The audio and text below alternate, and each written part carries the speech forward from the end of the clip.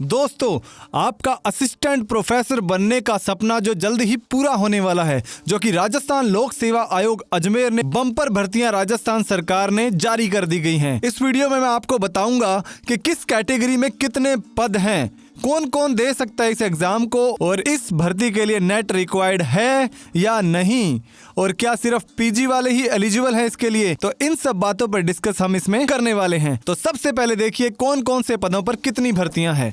देखिए, राजस्थान लोक सेवा आयोग अजमेर द्वारा ये विज्ञापन जारी कर दिया गया है। 13/12/2024 को ये विज्ञापन जारी कर दिया गया था। और सबसे पहले देखते हैं पदों की संख्या। चित्रकला के लिए 8 पद दिए गए हैं, अर्थशास्त्र के लिए 23 पद, अंग्रेजी के लिए 21 पद, GPEM उसके लिए 1 पद है, भूगोल के लिए 60 पद हैं, हिंदी के लिए 58 पदों पर यह भर्ती निकाली गई है, और इतिहास के लिए 31, और गृह विज्ञान यानी कि होम साइंस के लिए 12 पद आ गए हैं। संगीत वाद्य यानी कि इंस्ट्रूमेंटल के लिए 4 वैकेंसीज हैं, और संगीत कंठ के लिए 7 वैकेंसीज आ चुकी हैं। फारसी भाषा का 1, दर्शन शास्त्र का 7, यहाँ आप देख सकते हैं।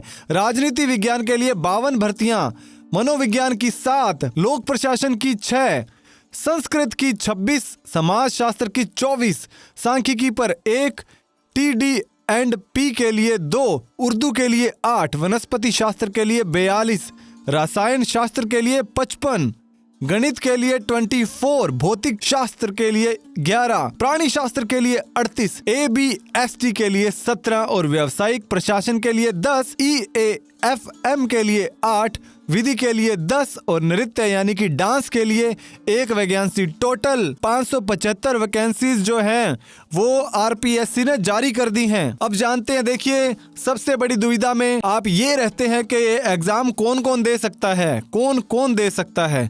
तो इसका विस्तृत विवरण भी इसमें दिया हुआ है, और सबसे बड़ी बात कि इसके लिए नेट रिक्वायर्ड है या नहीं है, ये भी मैं आपको बताने वाला हूँ। और इसके लिए जो आपको शुल्क देना होगा वो होगा, देखिए, सामान्य श्रेणी के लिए पिछड़ा वर्ग, इसके लिए आपको 600 रुपए, आरक्षित वर्ग जो भी हैं, ठीक है, जो भी आरक्षित वर्ग के अंदर आते हैं उन्हें 400 रुपए, और दिव्यांग जनों के लिए भी 400 रुपए इसकी फीस रखी गई है। तो अब बात करते हैं इसके एग्जाम पैटर्न की। जो इसका एग्जाम पैटर्न है, देखिए, subject concerned with the post 75 marks का, जिसके लिए 3 घंटे होंगे।